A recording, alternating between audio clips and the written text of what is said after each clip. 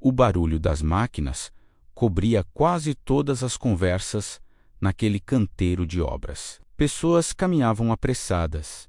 Materiais eram movimentados de um lado para o outro, e tudo parecia seguir no ritmo normal de mais um dia comum. Marcos observava a cena enquanto ajustava seus equipamentos antes de iniciar a atividade. Nada parecia diferente. E talvez esse fosse o maior problema. Ele já trabalhava naquele ambiente havia bastante tempo. Conhecia os atalhos usados pela equipe, os hábitos repetidos todos os dias e as pequenas situações que todos começaram a considerar normais. Naquela manhã, enquanto atravessava uma área movimentada, Marcos percebeu uma cena que via praticamente todos os dias. Um trabalhador carregava materiais enquanto desviava de objetos deixados no caminho. Outro passava rapidamente por uma área parcialmente sinalizada. Mais adiante,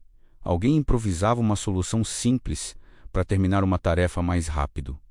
Tudo acontecia naturalmente, sem discussão, sem alerta, sem interrupção. Era tão comum que ninguém mais parecia enxergar risco naquilo. Marcos parou por alguns segundos, observando a movimentação. Pensou em quantas vezes ele mesmo já tinha feito algo parecido apenas para ganhar tempo ou acompanhar o ritmo da equipe. No começo da carreira, ele costumava prestar atenção em cada detalhe, mas com o tempo, algumas situações deixaram de chamar atenção. Não porque estavam corretas, mas porque se tornaram frequentes. Durante o intervalo, Marcos comentou com um colega sobre o que estava percebendo. O colega respondeu de forma automática: "Aqui sempre foi assim." Aquela frase ficou na cabeça dele durante o restante do dia, porque muitas vezes o perigo não aparece em algo novo. Ele aparece justamente no que todos já se acostumaram a ver. Pouco depois, o supervisor passou pela área. Percebeu que alguns trabalhadores estavam se adaptando demais às condições do ambiente em vez de corrigirem os problemas. Ele reuniu a equipe rapidamente, sem bronca, sem discussão. Apenas fez uma pergunta simples: "Vocês ainda percebem essas situações como risco?